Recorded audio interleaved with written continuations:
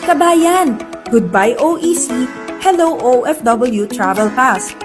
Sa bagong Pilipinas, mas pinadali na ang proseso para sa ating mga balik manggagawa na may valid contract sa same country, same employer, same job.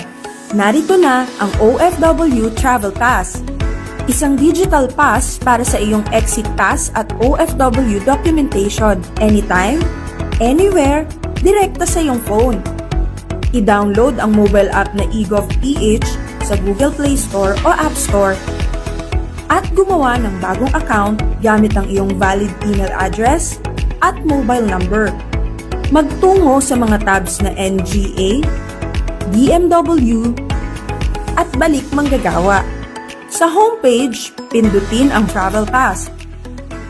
At dito makikita ang iyong OFW Travel Pass profile at iba pang detalye. Goodbye OEC, hello Travel Pass.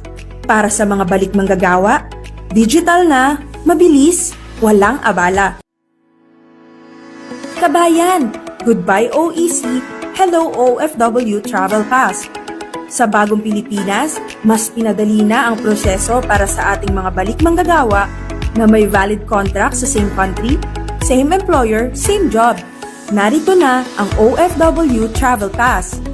Isang digital pass para sa iyong exit pass at OFW documentation anytime, anywhere, direkta sa iyong phone.